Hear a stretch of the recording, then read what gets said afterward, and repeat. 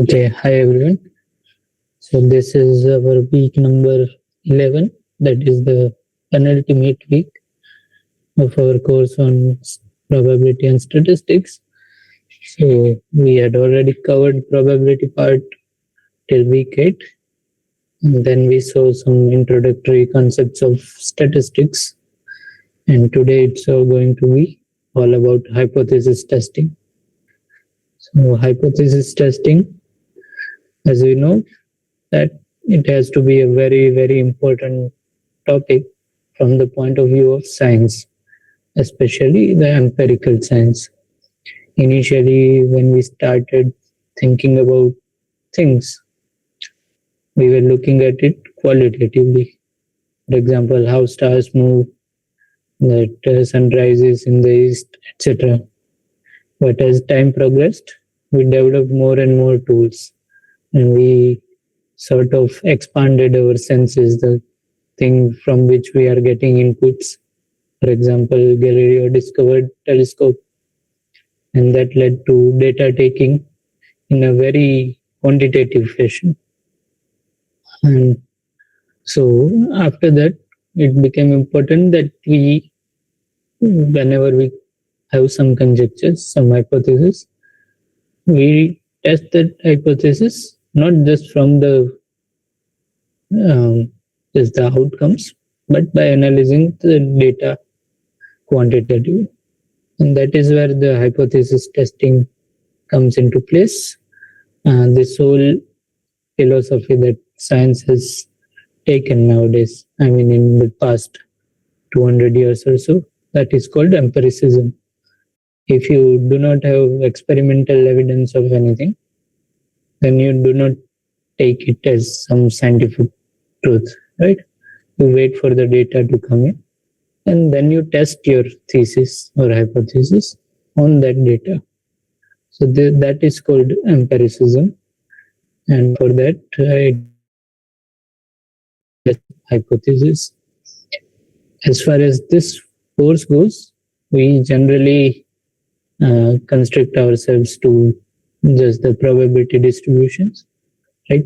So in that case, the examples of hypotheses would be, let's say, grades of JE, and our hypothesis could be that first it is normally distributed among the students with some mean, which we say it's 50, and then is it? That's the question that we try to answer, or that the variance is 100. So is it again? So how do we check that? Well, we collect data, lots of data, or maybe some small number of samples. Okay, so let's say data of 200 students, and then we have to answer in a yes/no fashion whether this 50 number is correct or whether this 100 is correct, etc. Okay. Other scenario, you can look at number of autos available in your neighborhood in an hour, and you might see that it follows a pattern that looks sort of Poissonian with some parameter 10, right? So it means that 10 autos on average come from in an hour, and it follows the Poissonian distribution. It would also mean that the process is memoryless. The autos do not depend on each other. They do not remember that first auto had already gone here, so I should not go, or I should go, etc. Everything is happening randomly. Okay, so these are sort of the things. And then instead of guessing the parameters, you can guess whether two distributions are same or not, or the parameters of those two distributions. For example, your claim or the hypothesis could be that African lions are bigger than Asiatic lions on average. Okay, that's a very reasonable thing to observe. But how do we prove that? It's possible that maybe you just happen to saw the African lions, which were larger than the Asiatic lions, just by chance, just by fluke. Okay. Another very intuitive example is that of coin toss. Let's say you tossed a coin 10 times and you got 7 heads and 3 tails. So not 50-50. Does it mean the coin is not fair? So we can answer this question in a very rigorous sense by first stating our null hypothesis, which is that coin is fair. What we are asking is that is it really? And we want to either reject this hypothesis, which means we can be certain that it is unfair. Now we can never be 100% certain, right? Because it could always happen that it is fair and still you got 7 and 3. You could get 10 heads and 0 tails, etc. Right? That is also possible. We have calculated it's what 10c 10c0 1 by 2 raised to 10 or something like that. So very small, but it is a possibility. So we can never be certain about our conclusion whether the hypothesis is correct or not. But we can assign some confidence, some certainty in our result. So for in this case, if the confidence is 95%, then what we are saying is that it's okay if we are wrong 5% of times, because we have to live with that. Okay. But given this confidence, can we test this hypothesis? And the answer is of course yes. So very related quantity to this confidence is called something called significance alpha. So if 95% is your confidence, then 5% is the significance, or vice versa. Okay. And generally significance is written without the units of percentage, so that is 0.05. That is same as saying 5%. Okay. So in terms of alpha, the confidence would be 1 minus alpha, and to convert it into percentage, you multiply by 100. Okay. Generally, we refrain from saying something like we accept the claim, because we truly can never know whether the coin is fair or not. But we can sort of not reject it. So we are open to possibility that coin might be fair. So that is the kind of statement we make at the end. Either we reject it, we say that with 95% confidence, we are sure that coin is not fair. But if it turns out that if we can't do that, that does not mean that coin has to be fair. It means it could be fair. So we say that this H note cannot be rejected as much as we want to. Okay. So that's a general kind of language that we use. Okay. So the first kind of hypothesis we test is something called parameter hypothesis. That means that the statement, the claim, the null hypothesis has some distributions and some parameter which we don't know, and that is the parameter of interest, and we are trying to guess it or test it what it is. For example, in this case, we are saying that this parameter is 10, or here the mean is 50, etc. Okay. So the general null hypothesis would be that your theta parameter is in some set theta naught, which is subset of all possible values of theta, and h1 is the negation of that. So negation of null hypothesis, that is that theta belongs to this whole big theta, the whole possible values, minus the set of theta naught that we defined here. Okay.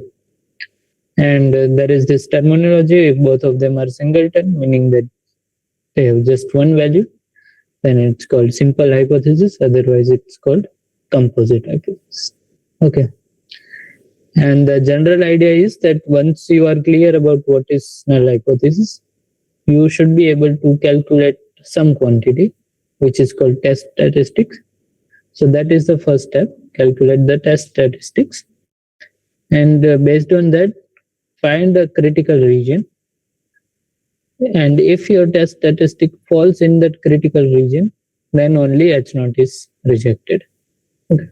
So if your test statistic is here, you say it is rejected. If it is here, it is rejected. If it is here, then we say that it is accepted, the null hypothesis. Except that we don't. Just remember, we say that it is not rejected. Okay. That is an important distinction. Okay. So there are multiple ways of being true and multiple ways of being false. By multiple, I mean 2 ways each. For example, you can say that and the null hypothesis is true, when in reality also it's true. So we are happy, right? That is not erroneous. This is exactly what we were trying to achieve. On the other hand, we might say that it is false when it is actually false. In that case, also we are fine. That is exactly what we want to do. In fact, we only want to do this thing. But turns out there will always be errors. So now there are two kinds of error. One is that we are rejecting. We are saying null hypothesis is false, where in reality it is true. Okay, that could happen, right? We saw that confidence is nothing but that with 95% confidence means that we are okay with 5% us being wrong this way. Okay, so 5% is this type 1 error when we are rejecting something that is genuinely true. On the other hand, we can not reject it. We might say it is true when it is genuinely false. So that is your type 2 error. Okay. And type 1 error is nothing but your complementary of confidence, also called significance. So this is your alpha value. This is denoted by beta. All right. So now the grand question comes: how should you test your hypothesis? Okay. Yeah. So as I said, errors are inevitable, and what we should do is try to minimize both of them, but we cannot minimize them to zero individually. So what we do is that we say that this is at max 5%, and now we try to minimize this as much as we can. Okay, so that is the general thinking. Other way to think about it, as I said, alpha is the type 1 error. That is when we reject something, the null hypothesis, when in fact it is genuinely true. So for example, if a person is proposing who is genuinely a nice person, and this person should have ideally, for their own happiness, should have said yes, but erroneously they say no. So they are rejecting even though H0 is true. So this is type 1 error. On the other hand, if the person proposing is devilish, not very good for them, and even then, if this person says yes, that is also an error. So this is called type 2 error. And in some cases, type 2 is more fatal than type 1. For example, in this one, it's okay to reject someone who is good because there are many, but if you say yes to someone who is devilish, that they might destroy your life. So yeah, these two are different kinds of errors. So let's see one example which professor gave, which is that x follows exponential distribution with parameter lambda, and the null hypothesis is that it is 1 by 20. And let's say by hook and crook, somehow we are given the test is that we reject h0 if x is greater than or equal to 28. So we draw one number from this distribution. If it is greater than 28, greater than or equal to, then we reject it. And under this test, we have to calculate alpha and beta. That is the probability of type 1, which is rejecting something even though it is correct. Now, if this is correct, that means that lambda is 1 over 20. If lambda is 1 over 20, what is the probability that we reject? That is same as probability that x is greater than 20. So it is the integral from 28 to infinite of all this function, the PDF. Okay, and that turns out to be 0.24. So this is our alpha. Beta, on the other hand, is probability of not rejecting when h0 is false, so h1 is true. In that case, the probability would be 0 to 28 and the PDF, but with lambda 30, because h1 says that lambda is 1 over 30. Okay, so that turns out to be 0.6068. So what we do is put an upper cap on this. This should be less than 0.5, less 0.05 generally, or some number, and then we try to minimize this one. Okay. So then there is a very important concept called t value, which means the probability of getting the result It is not the probability of getting the result which we saw. It's the sum of all probabilities of results which are as extreme or more extreme than the observed value. Okay. So for in example, in case of coin, 7 heads and 3 tails, that is an extreme case. But there is even more extreme case, which is 8 heads and two tails. So in this case, what would be our p-value?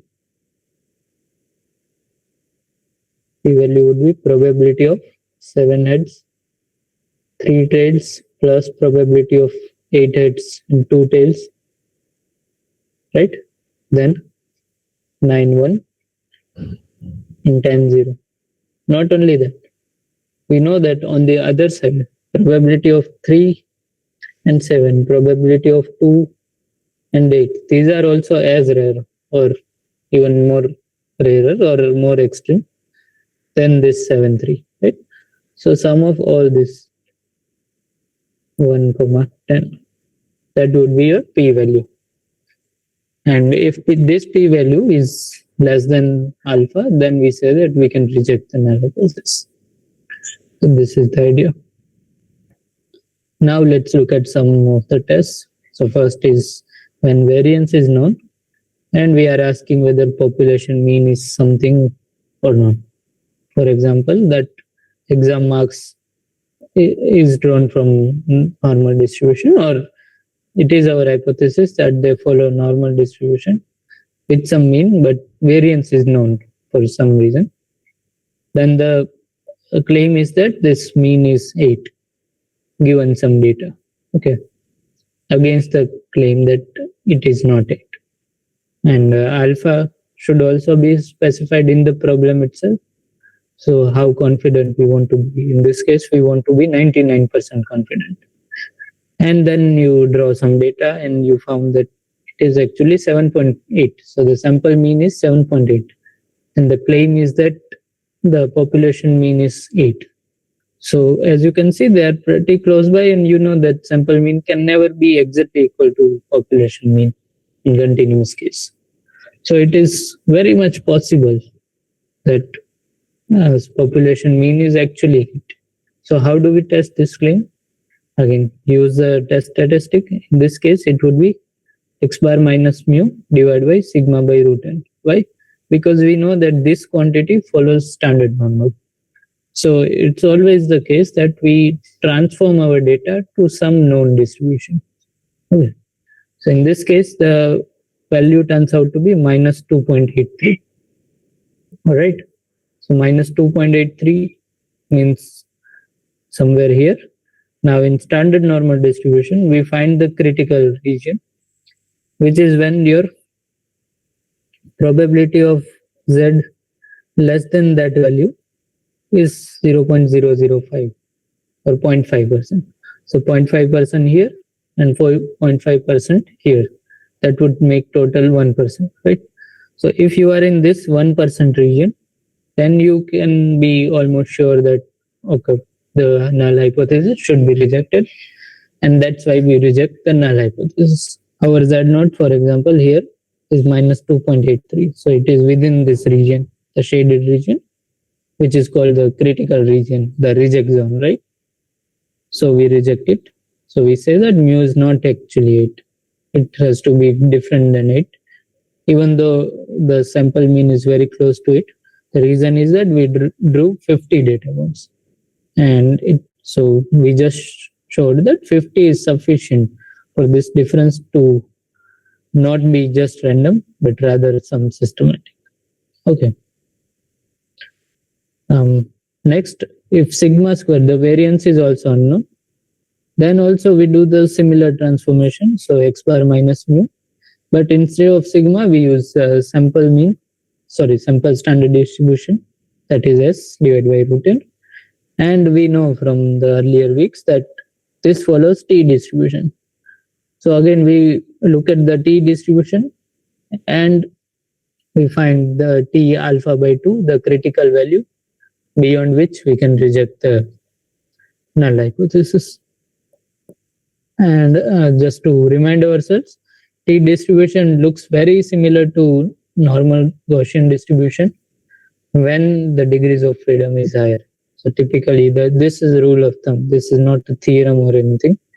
But when it is greater than or equal to 30, generally you can consider it to be not Gaussian, and then you can just use this Z test, right? So this is called Z test.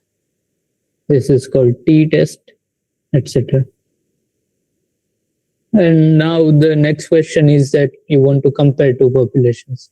Remember the example of African lions versus Asiatic lions.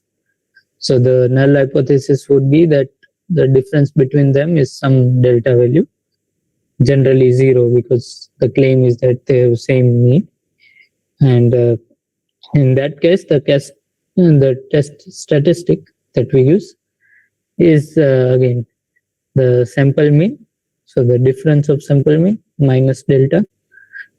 Okay, the claim is that this is equal to 0 on average, divided by, now you have to take into account both the variances. So it's square root of sum of variances normalized by the number of observations. So this should be N2. Okay, once you have Z value, then it's same as before. Find your Z alpha. Okay, and whenever it is, if you are beyond Z alpha in either direction, so minus Z alpha and Z alpha, then reject null hypothesis and say that the difference is not equal to delta. Otherwise, you do not reject H naught. Okay. And this is when sigma square, the variances are known. If they are not known, then we cannot simply replace S1 square and S2 square here. First, we find this SP, the pooled variance, right? We had done that in the previous course. And then find this T value and then use T statistic. Okay. All right. Now that was just for means. If you look at all these hypotheses, they involve means, right? But what if our claim is regarding standard deviation of the variance? In that case, we know that this quantity n minus 1 s square divided by sigma square, that follows a chi-square distribution. All right. So one follows normal distribution and some of them, so that would follow chi-square distribution with this variance for under H naught. Okay. So again, you look at the chi-square distribution with how many degrees of freedom? N minus 1, right? Because we already know the average, the mean. Okay. So from that, we can find again critical value, which would be some chi alpha, right? So chi alpha by 2 and alpha by 2 there. But now they are not symmetric. So you get two values.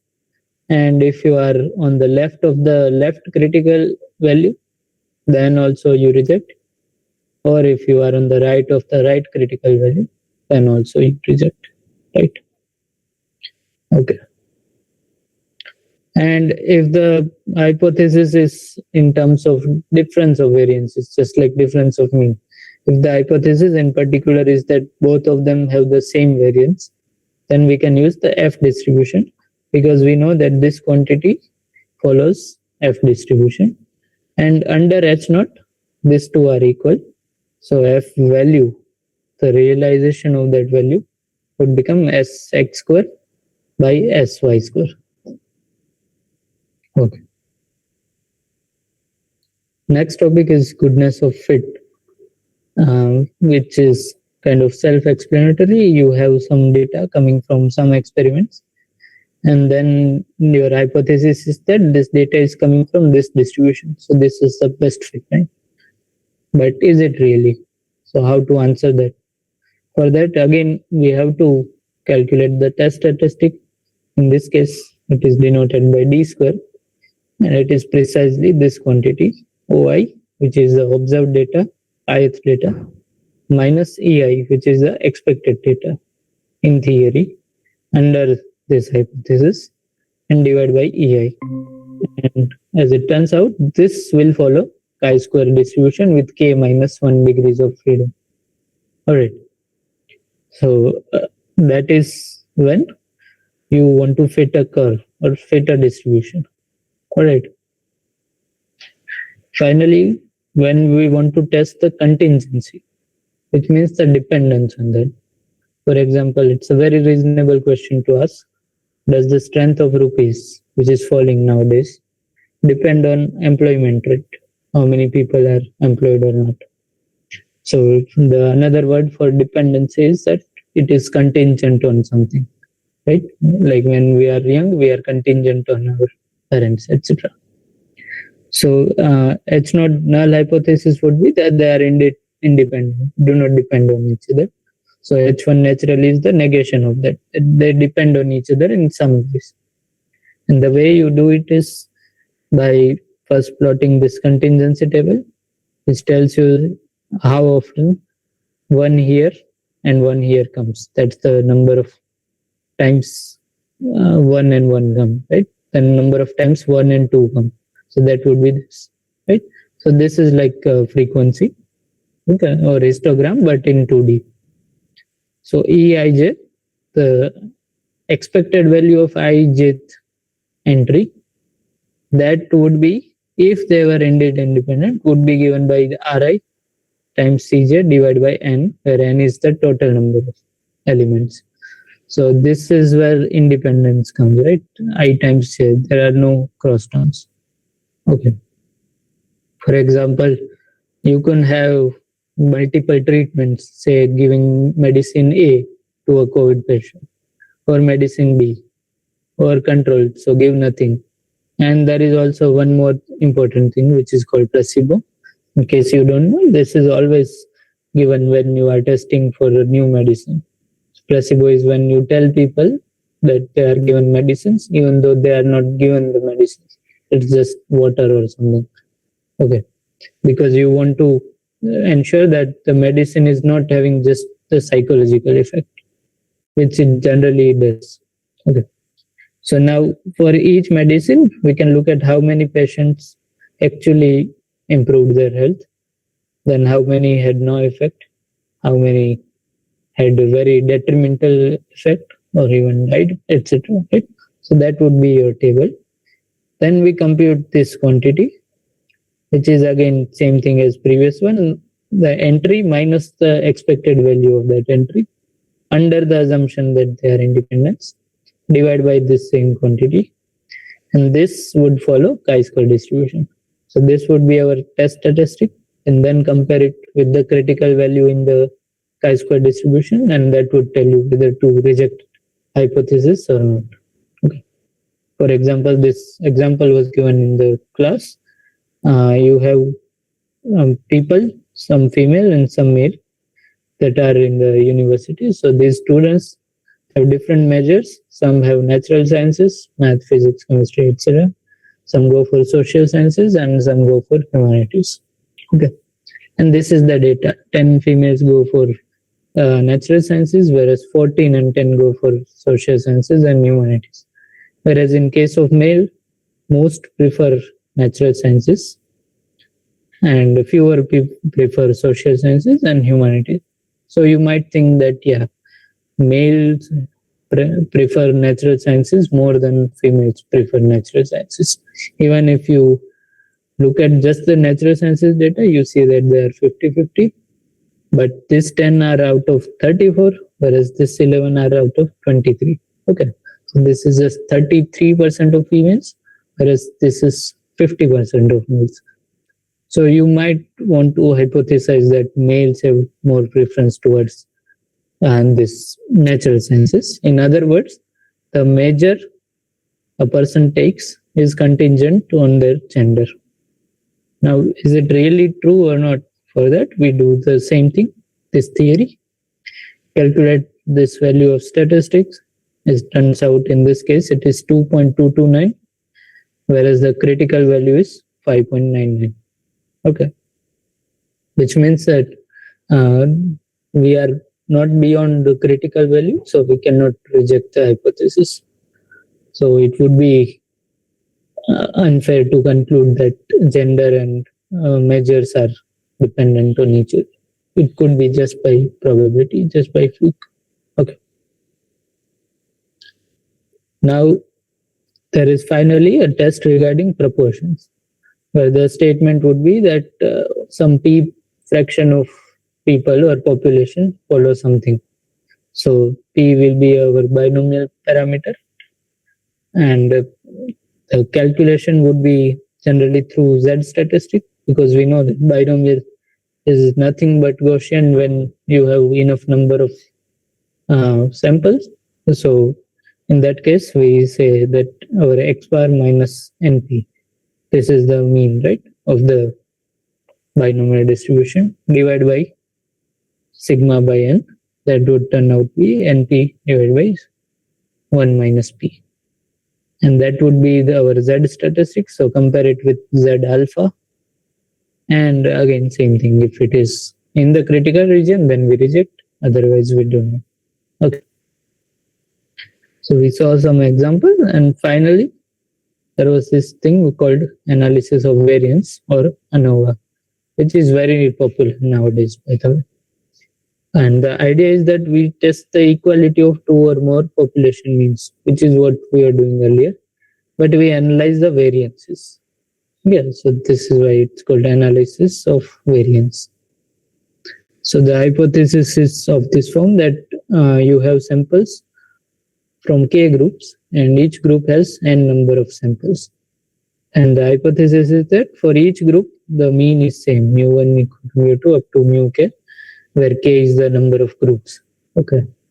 So in that case, you can write the group mean for ith group, total number of samples, that is on the denominator, and numerator sum of the values of the samples. Okay.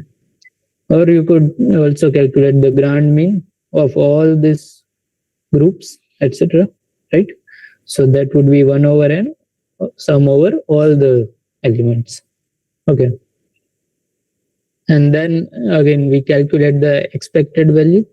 So the way we do it is that if all the means are equal, then the two kinds of variances would be equal.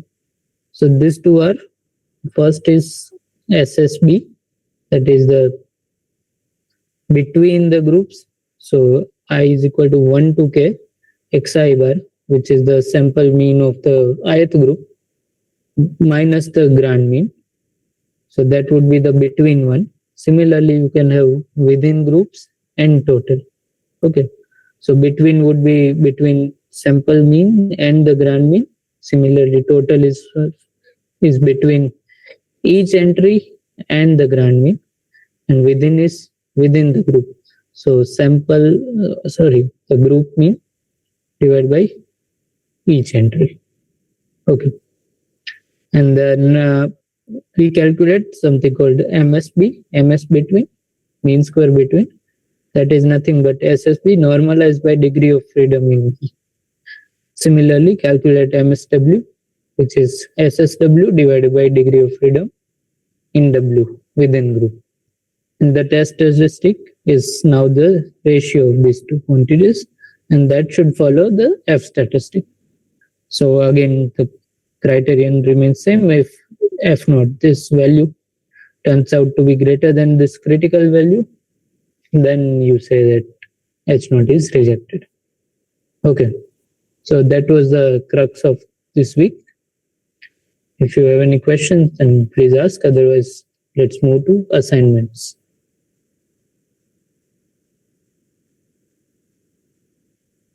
Okay. Let's do the assignment. So the first question, some questions are involved, as in we have to do calculations with calculators and everything.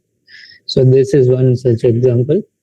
So it says that there is some factory, some jam producer, which claims that the mean weight of jam in a jar is 200 grams. Okay, so this is what is written on the label, and we want to check it. So what we do is take a random sample of 9 such jars and weigh each jar, and the results turned out to be this. So sometimes it's higher, sometimes it's lower than what is claimed. And now we want to check this claim. Mayonnaise producer, it should be jam producers. I don't know why.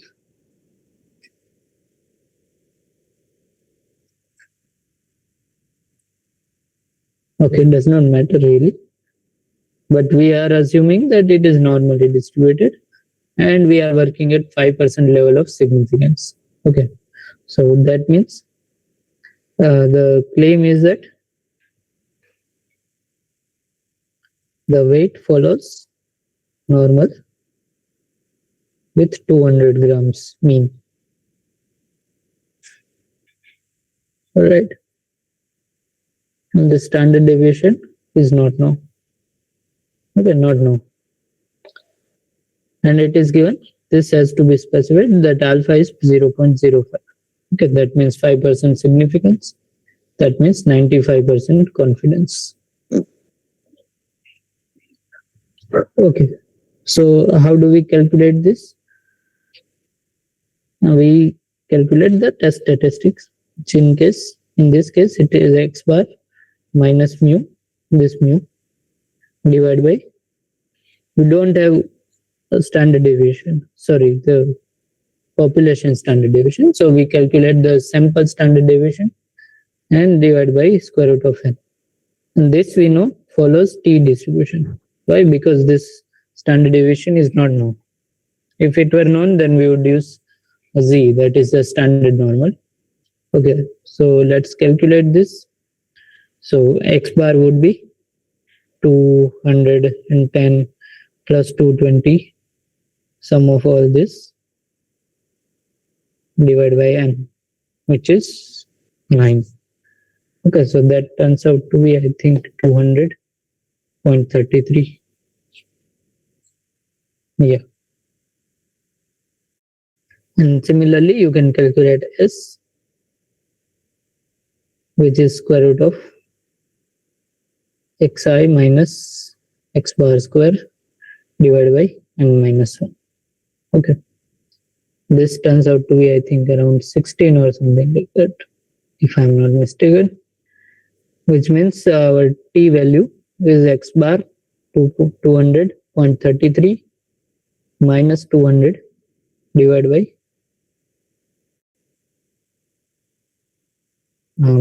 I forgot 16, yeah, around 16 divided by root n. This is roughly, yeah, I haven't done the calculation exactly. And this turns out to be minus plus 0.0583. Okay, so the final conclusion is this, that it is t value is 0.0583. Now the question is, do we reject or not? For that, we look at this value, right? So sorry, the mean is at 0. This is our t distribution with how many degrees of freedom? 8 degrees of freedom, right? Because it is n minus 1. And we are doing two tail tests, so this would be t alpha by 2 and minus t alpha by 2, which is given to be 2.3. So this is minus 2.3. Now where is our value? Our value is just barely 0.05. Okay, our value. Which means that we cannot reject. Why? Because this is the rejection zone. This is okay zone. So that means that Z hour is less than, sorry, not Z. I'm making the same mistake again and again. T hour is less than T alpha by 2, which means H0 is not rejected.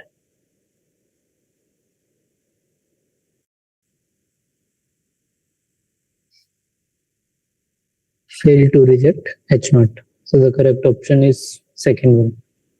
Alright. And the next one, the test statistic for a two-sided significance test for population mean is minus 2.12. So it is already given that we have some data and you do all of that and Z turns out to be minus 2.12. Okay. What is the corresponding p-value? So what is p-value? P-value is that probability that something as extreme or more extreme than that happens. So in our case, Z turns out to be minus 2.12. This is our Gaussian. Yep. So that means all these things are more extreme than minus 2.12. So that this is p-value. But the other hand, 2.12 or anything more than that, that is also as extreme or more extreme than this. So that means it's the sum of these two values. P-value is sum of these two areas. Now this area is given to be 0.017, right? Probability that Z is less than minus 2.12, which means p-value. And because the Gaussian is symmetric, means that this is twice this area which we computed. So 2 times 0.017, 17 twos are 34. So again, correct answer is the second one, 0.034. Okay. Third one, manufacturer asserts. So this is the claim that lifespan of battery produced in their factory has a variance 1600. So the claim is regarding variance. Okay, and the random sample of size 26 shows that variance is 7200. So assuming that the data follows normal distribution, this is generally the assumption. We have to test the manufacturer's claim given that alpha is this 0.05. Okay, so H naught is that sigma square is equal to 1600. Alright, so and alpha is given to be 0.05. So in this case, which test statistic we use? We know that n minus 1 times sample variance divided by sigma square follows chi-square. And chi-square is with what degree of freedom? N minus 1 degree of freedom. Okay, which means our chi-square would be 25 times the variance observed, which is 7200, divided by 1600. Okay, let's calculate this. 100 goes 16 into what is 72? 16 fours are 72. So remaining 8. So 4.5, right? This means 25 into 4.5, which is 112.5. Okay, this is our chi-square value. Whereas the given chi-square value, now chi-square is just positive distribution. So we are given two values. This is chi-square, let's call it plus. So 0.975. This is given to be 12.4. And this is given to be, sorry, this was 12.4. And this is 40.6. Which means this is the rejection zone. Yeah. And our chi-square value is 112, somewhere very much here, which means H naught is, so this is our value, 112, rejected.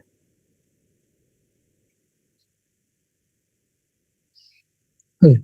So the correct option is reject the null hypothesis. Fourth one, the company wants to determine if there is a significant difference in the variances of braking strengths between two types of road. Okay, so again we are comparing the variances. For the first type, 12 cables show variance of 225 and the second type shows 125. We have to test the hypothesis at 5% significance level. Okay, so the hypothesis null hypothesis is that sigma A square is equal to sigma B square. Now the test statistic, we know that in this case is F distribution, which is given by SA square divided by sigma A square divided by SB square divided by sigma B square. And under H naught, just a second, if H naught is true, then this sigma A square and sigma B square are same, which means F naught would be just SA square divided by SB square. In other words, the ratio of the sample variances, which is 225 divided by 196, and this should be roughly what 1.13, yeah, or maybe 14. Okay. Anyways, and again extreme values are given. So this is the F statistic, and these two values are given 3.007 and 0.326. So again, this is the rejection zone, this plus this. But our value 1.13 is somewhere here. Right? Our value. Which means fail to reject. It's not. Okay. Our value does not fall in this critical region, the rejection zone. So we fail to reject the null hypothesis. The next one.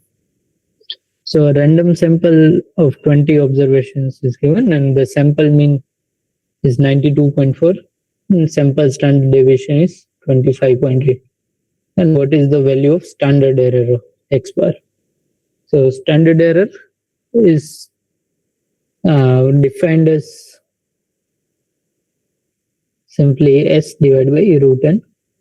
And the reason is that this sample standard distribution does not stay same with number of samples. More the number of samples you draw, the sample standard distribution increases as square root of n. Why? Because the variance is linear, so it grows as n, and that means the sample standard deviation that would go as square root of n. So to nullify that effect of square root of n, we divide by square root of n, and that is called standard error. So S by root n, 25.8 divided by square root of 20, and that turns out to be, I did not calculate this. Let's calculate this. Yeah. So wait, what were we calculating? 25.8 divided by square root of 20. 25.8 divided by square root of 20 is equal to 5.76. Yeah. So roughly 5.8. Okay, so that's the correct option. Sixth one. We have to perform t-test using following statistics. N is 5, X bar is this, and S is something given. And the null hypothesis is that the population mean is 5. Okay. And again, t value, the critical value is given. So let's calculate t value. We know that it is X bar minus mu divided by S by root n. So 3.871 minus 0.679 divided by S is, sorry, this was 5.0, and S is given to be 0.679 divided by square root of number of samples, which is 5. Okay. And this turns out to be 3.718. Okay. So again, we have to draw t distribution which is symmetric. Okay. sorry, this should be minus. And at 95% confidence interval, which means alpha is 0.05, this T alpha by 2 is given, which is 2.776. This is minus 2.776. And our T value is somewhere here. Sorry, on the negative side. T hour or T naught, which means we can reject our hypothesis. So reject H naught at what value of alpha? Alpha is equal to 0.05 because that is what is given. Okay. Now, without the critical value given for 1% level, we cannot calculate the or determine whether we should accept or not. For that, we need this T naught value, right? Or rather, this T critical value. But it turns out at alpha is equal to 0.01, the T naught is actually greater than the T. Or rather, let me write like this. Mod of T naught is less than mod T alpha by 2. Okay. What I'm saying essentially is that our T value stays same, but now the critical region changes. This becomes T point 0.01 by 2. Okay. And that is farther than this T 0.05 by 2. Okay. Why? Because earlier we had 5 times as much probability. So this number was closer to 0. Okay. So in that case, we have to accept or rather not reject H naught. So reject at 5% level and accept at 1% level. Although more technically, it should be not reject at 1% level. Okay, the seventh one, the rejection probability of the null hypothesis when it is actually true. Okay, so it is genuinely true, but you are still rejecting it. So remember this example. You are saying no to a person who is actually good. That is type 1 error. Yeah? This one. And this is called alpha. This is beta. So alpha, which is the level of significance. So the correct answer is this is equal to alpha.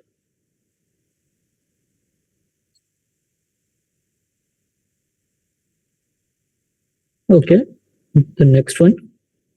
One sample T statistic from a sample of 19 observations for a two-sided test where the null hypothesis is that the population mean is 6 against the alternate hypothesis, which is that mu is not equal to 6.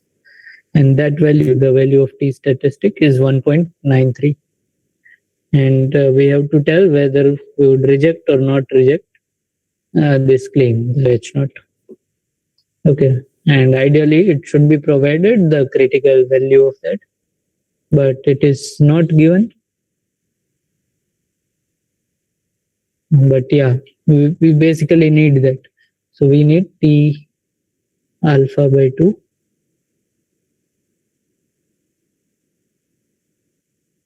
Okay. But if we look up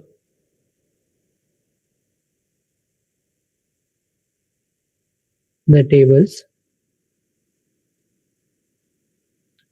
then we see that it is actually rejectable, which means our T value is greater than T alpha by 2 when alpha is 0.1. Okay. So that means that we could reject the null hypothesis. Okay. And you see alpha is very high. Generally, it's not higher than 0.05, which means we are okay with low confidence. So it's a probability of us rejecting increases. Okay. And p-value, yeah, p-value should be less than 0.1, right? So none of this is correct. You can actually calculate p-value again from t distribution, but p-value is not less than 0.05, and this doesn't even make sense. So I don't know, if p-value is greater than 0.05, it cannot be less than 0.025. So this is obviously wrong. This is also wrong. Okay. Now we have a hypothesis test where null hypothesis is that this parameter value is 60, and the alternate hypothesis is that it is greater than 60. So what we are truly saying is that we are going to reject H naught only when theta is greater than 60, which means our theta will have some distribution. Yeah. And when it is greater than 60, then we are rejecting, which means we are only looking at this right tail. Okay. That would be the rejection zone or the critical region, which is on the right. Okay. So it is a one-tailed test. We do not care if theta is very much negative. So the rejection zone is not symmetric now because of this alternate hypothesis, right? And because that is on the right, we say that it is a one-tailed test to the right. The correct option is number B. And the final one, the research asserts, so there is some data from a paper, that at least 60% of people prefer restaurant A over B. And now to test the claim, the researchers take a sample of 200 people, ask them their preference, and turns out 130 prefer A. And now we have to just calculate the value of test statistic. Okay. So this is testing what we are testing, the proportion. Okay, so this is the binomial case. And the claim is that P is equal to 0.6. And you know the test statistic is simply x bar minus mu divided by sigma by root n, right? Because n is large, we can just use sigma or s, or we can use z instead of t. So yeah, x bar would be, and they follow binomial, which means mean is NP 200 times 0.6, so 120. So we expect 120 out of 200 people to prefer A, right? That's 60%. And the variance or the standard deviation is square root of NP 1 minus P. Okay. So from that, if we calculate the value of Z, it turns out to be, I think, 1.04, if I'm not mistaken. But you can calculate it yourself. So I don't know the correct answer as yet, but just test it yourself. You just have to put the value here. Okay. And so yeah, that would be the end of it. If you have any questions, then you can write to me. My email ID is this.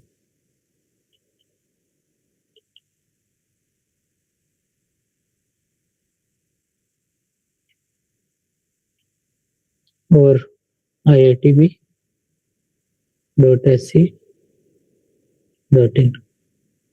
And another important announcement is that on Sunday, 12th, 2 to 4 p.m., there will be a live session, extra session, other than this scheduled one, which would also occur on next Tuesday. We'll have this live extra session as a sort of summary of the course. Okay, and from basically exam point of view, So those of you who are taking exams and if you want to clear your doubts or have just a summary of the entire course, we'll have this 2 hours session. Okay, Sunday 12th. All right.